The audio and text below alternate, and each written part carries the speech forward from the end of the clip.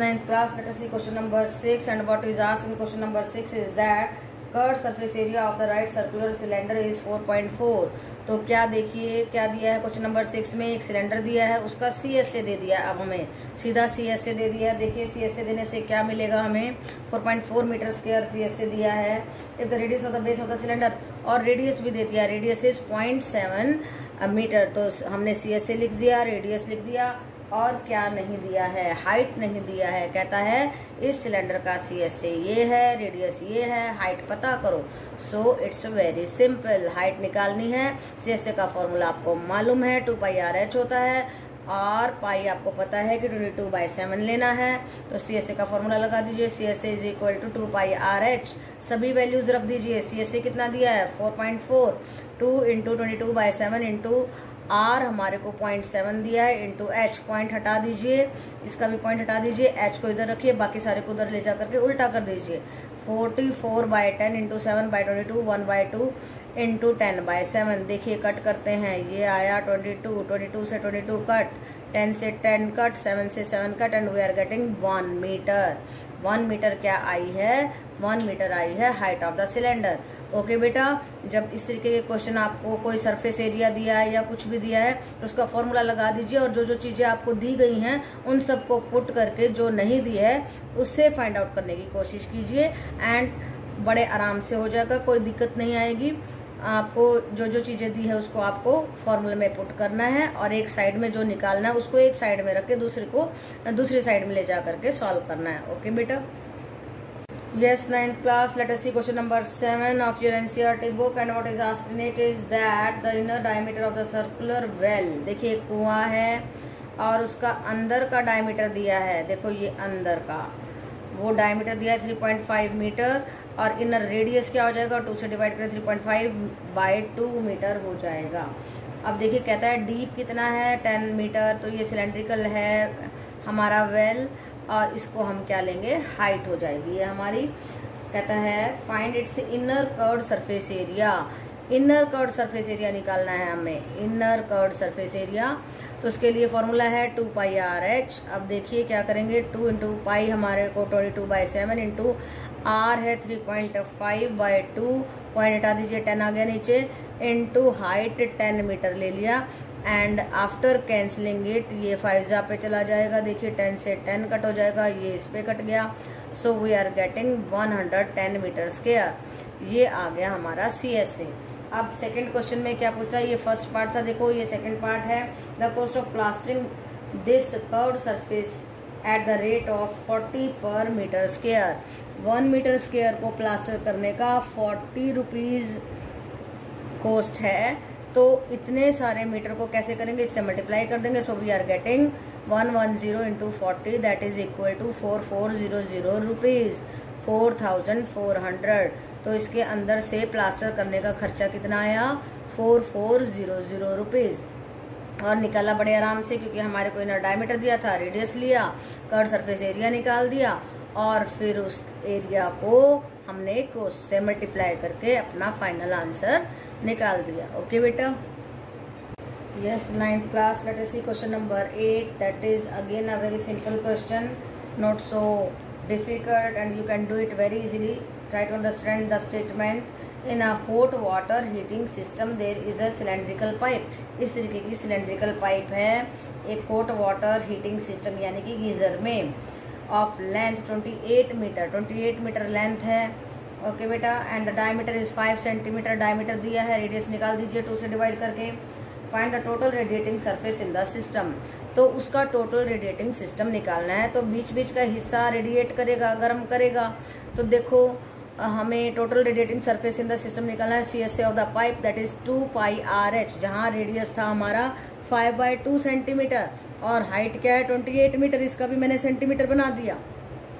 Last में जाकर के हम उसको मीटर स्क्वायर में चेंज कर देंगे। अभी सेंटीमीटर में या फिर इसी को कर दो तो सीधा मीटर स्क्वायर में आ जाएगा, लेकिन ये ज़्यादा आसान रहेगा। देखिए 2 × 22/7 इंटू 5/2 इंटू 2800। देखिए कट कर सकते हैं, ये चला जाएगा 400 पे, 2 से 2 कट, एंड उसके बाद you are going to get क्या मिलेगा हमें 44000, 3 zeros आ जाएंगी। And then we have to convert this centimetre square into metre square, तो 2 बार 100 से डिवाइड कर दीजिए। 2 जीरो से 2 जीरो कट, 1 जीरो से 1 zero cut, and you are going to get 4.4 metre square. So nothing was difficult in this question. हमें केवल radiating surface का area निकालना था, तो वो कर्व्ड सरफेस एरिया ही रेडिएट करेगा, तो इसलिए हमने CS से लिया। और हमने क्या किया, सेंटीमीटर में ले गई मैं, और फिर उसको बाद में मीटर स्क्वायर में चेंज किया।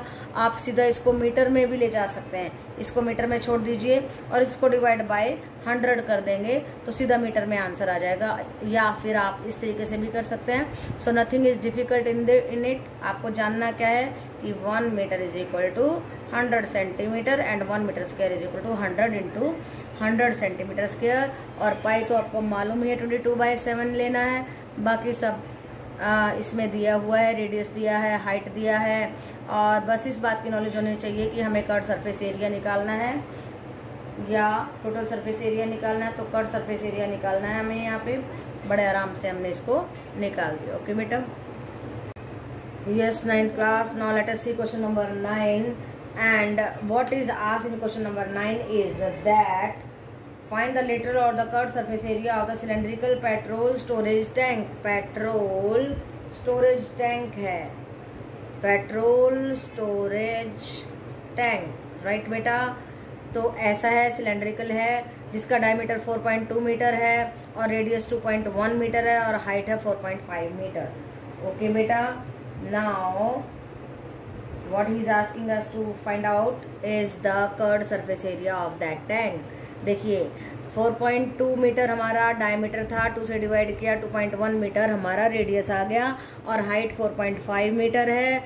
CS से आपको मालूम है कैसे निकालते हैं, 2πRh लगा करके। पाई इन्होंने कहा 22/7 लेना है, 2 इंटू 22/7 इंटू 2.1, पॉइंट उड़ा दीजिए, 10 लिख दीजिए, इंटू 4.5/10, और हमारा CS से आ गया 59.4। Now what he is asking in the second part is that how much steel is actually used if 1/12 of the total steel, देखो पूरा टोटल स्टील था 1, उसमें से 1/12 जो है वो जो है वेस्ट हो गया, तो बचा कितना, देखिए 12 minus 1/12 that is equal to 11/12 of x। x हमने ले लिया, जितना भी स्टील यूज किया गया था वो x ले लिया। ओके, और फाइंड आउट ही हमें x करना है, x फाइंड आउट करना है टोटल स्टील यूज्ड। ओके बेटा, सो हमने क्या किया, उसके लिए टोटल सरफेस एरिया निकाला, किसका, इस टैंक का। वो कैसे निकला, ये 2πRh, this is 2πRh and this is πr² and this is πr²। So 2πRh plus 2πr² बन गया total surface area of this tank, actual steel जितना भी यूज किया गया। ओके बेटा, तो हमने फॉर्मूला लगा दिया, 2πRh प्लस 2πr²। 2πRh हमने निकाला था 59.4 प्लस 2πr² के लिए 2 इंटू 22/7 इंटू r था हमारा 2.1 का स्क्वायर, और जब आप इस सारे को सॉल्व करेंगे you will get 87.12 metre square. Now ये सारा हमारा किसके बराबर आया है, इसके बराबर 11/12 इंटू x। ये वो बचा हुआ स्टील था जो वेस्ट होने के बाद बच गया, वो इस टोटल टैंक को बनाने में जितना एरिया लगा उसके बराबर है। ओके, इसलिए हमने इसको इसके बराबर में पुट कर दिया, and we have try to find out the value of x। कैसे निकलेगी, x को यहाँ रख दीजिए और इसको जा करके पलट कर दिए, 12/11 आ जाएगा। And when you are going to solve this into this and dividing by this, you will get 95.04 हमारा आ जाएगा, 94.04 मीटर स्क्वायर। ओके बेटा, तो जितना भी स्टील वेस्ट हुआ था उसके बाद जो बचा वो आ गया हमारा x की वैल्यू क्या आई, 95.04 मीटर स्क्वायर। तो देखो थोड़ा सा कॉम्प्लिकेशन है लेकिन बहुत आसान है। पहले पार्ट में तो कुछ नहीं करना, CS से निकालना है, वो हमने निकाल दिया। दूसरे पार्ट में कहता है कि 1/12 टोटल जो यूज हुआ था स्टील, उसका 1/12 वेस्ट हो गया, तो जितना बचा उसका हमें जो है निकालना है, टोटल का निकालना है। तो हमने क्या किया, इस सारे को बनाने में जितना खर्च हुआ वो हुआ 11/12 इंटू एक्स। वो उसके सामने हमने टोटल सरफेस एरिया को पुट कर दिया and we have find out the value of x. देखिए क्या कहता है स्टेटमेंट में, how much steel was actually used if 1/12 of the steel actually used was wasted in making.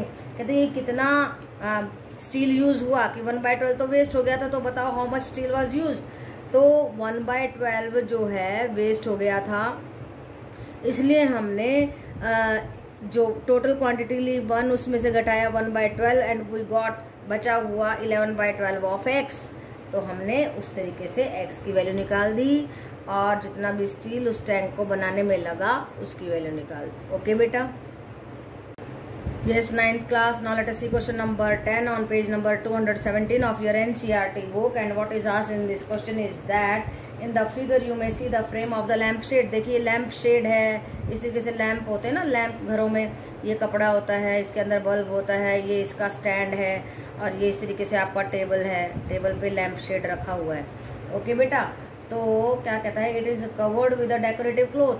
और यहाँ पे एक डेकोरेटिव सा क्लॉथ है, ऐसे ऐसे ऐसे होता है ना डेकोरेटिव सा cloth. In the frame has a base diameter of 20 centimetre. देखो ये पूरी डायमीटर 20 सेंटीमीटर है, तो रेडियस 2 से डिवाइड करेंगे we will get 10 centimetre. A margin of 2.5 now 20 centimetre and the height is 30 centimetre. Height कितनी दी है, ये लेंथ देखो, ये वाली लेंथ पूरी दी है हमारे को। ये सिलेंड्रिकल लैंप का ये जो कवर है इसमें 30 सेंटीमीटर हाइट दी है। A margin of 2.5 centimetre is to be given. और यहाँ पे थोड़ा सा बढ़ा दिया 2.5 और यहाँ पे थोड़ा सा 2.5 कपड़ा ले लिया। किस लिए लिया, वो मार्जिन के लिए, for folding it's over and the over the top and the bottom.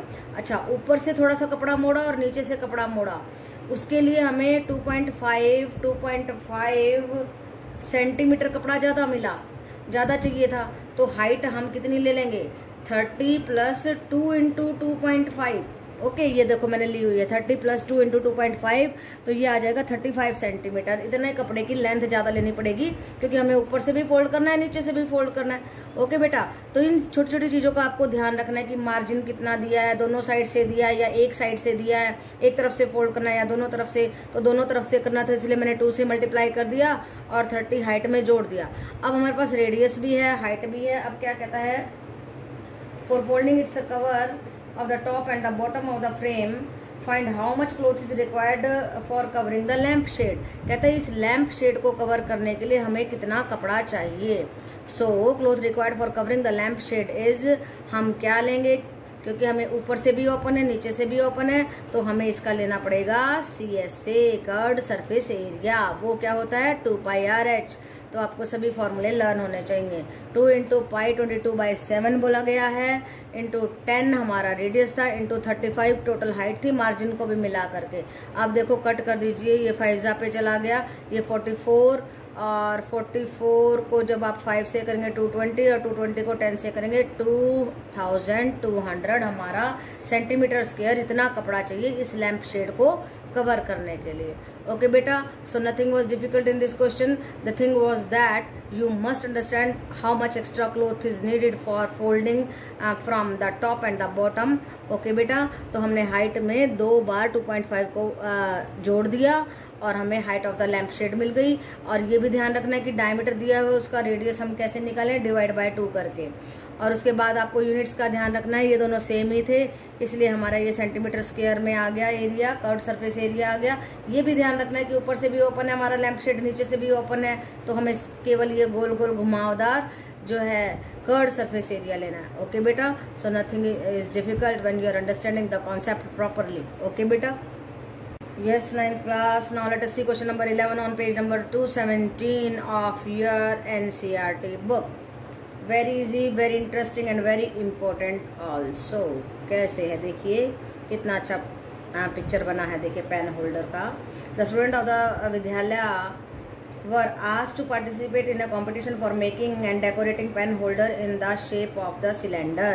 तो स्टूडेंट्स का एक कंपटीशन है विद्यालय में और उन स्टूडेंट्स को कहा कि पेन होल्डर बनाओ। पेन होल्डर आपको मालूम ना, गिलास जैसे होते हैं, ऐसे होते हैं, नीचे से बंद हैं और ऊपर से ओपन है, सिलेंड्रिकल है।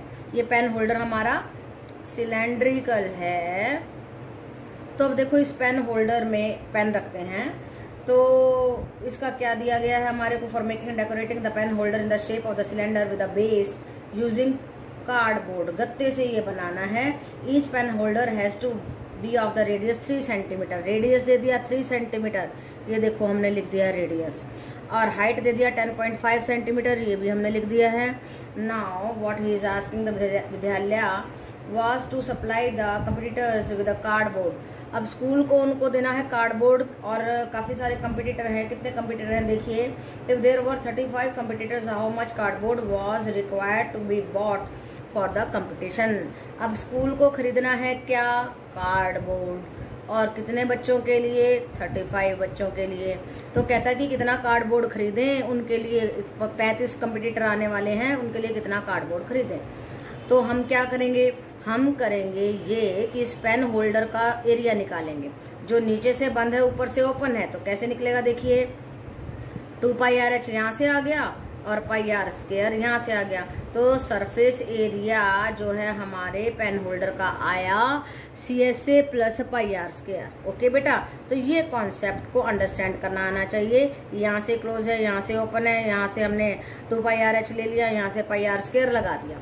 ओके बेटा, तो रेडियस हमारे को 3 सेंटीमीटर दिया है, हाइट 10.5 सेंटीमीटर दिया है, एरिया निकाल देते हैं, surface area of this pen holder एक का निकालेंगे, फिर उसको हम 35 से मल्टीप्लाई कर देंगे और हमारे पास आ जाएगा 35 कंपटीटर्स के लिए कितना कार्डबोर्ड चाहिए, वो सारा एरिया आ जाएगा। ओके बेटा, so it will become very easy for the school to calculate how much cardboard is needed to buy. Okay, देखिए 2πr(h) प्लस πr², 2 × 22/7, पाई आपको ऊपर लिखा हुआ इंस्ट्रक्शन, 22/7 लेना है, रेडियस 3 है और हाइट 10.5/10, और क्या लगाना है हमें, ऊपर की ये गोलाई, उसके लिए हमारे पास है ये तो ओपन है, नीचे के लिए बंद है ना, उसके लिए चाहिएगा, यस, तो वो हो जाएगा πr², पाई हो गया 22/7 × 3 × 3, इसको सॉल्व करेंगे यू विल गेट 198 प्लस, और देखिए इसको जब हम सॉल्व करेंगे वी विल गेट 28.28। नाउ देखो क्या आया हमारा, कितना कार्डबोर्ड चाहिए एक पेन होल्डर के लिए, 226.28 सेंटीमीटर स्क्वायर। ऐसे कार्डबोर्ड कितने कंप्यूटर आने वाले हैं वहाँ पे पेन होल्डर बनाने के लिए, वहाँ पर आने वाले हैं 35 कंप्यूटर, तो 35 into cardboard needed for 1 holder, pen holder को मल्टीप्लाई कर दीजिए and we are going to get 7920 centimetre square. तो कितना आसान हो गया। तो मैथ्स कई बार आप सोचेंगे ये क्यों करते हैं, क्या फ़ायदा है, कितनी सारा फ़ायदा है। देखो सरफेस एरिया जानना आ जाता है, कितनी चीज़ हमें चाहिए कि जानना आ जाता है। ऐसे ही हम घर बनाते हैं, स्क्वायर फीट, इन सब के एरियाज़ के बारे में हमें मालूम पड़ जाता है। तो बेटा हर सब्जेक्ट की अपनी इम्पोर्टेंस होती है, मैथ्स की यहाँ पे ये इम्पोर्टेंस है, और भी बहुत सारे हमारे टॉपिक होते हैं उनकी क्या क्या इम्पोर्टेंस होती है, आप धीरे धीरे जान जाओगे। सो स्टडीज़ आर वेरी इंपॉर्टेंट और उनको हमें बहुत इंटरेस्ट के साथ में करना चाहिए। देखिए कितना अच्छा पेन होल्डर बना है पेन रखने के लिए, और हमने एक का एरिया निकाला और 35 से मल्टीप्लाई किया, सभी का एरिया आ गया और हमें पता चल गया कि स्कूल को कितना कार्डबोर्ड चाहिए इतने कंपटीटर्स के लिए। ओके बेटा।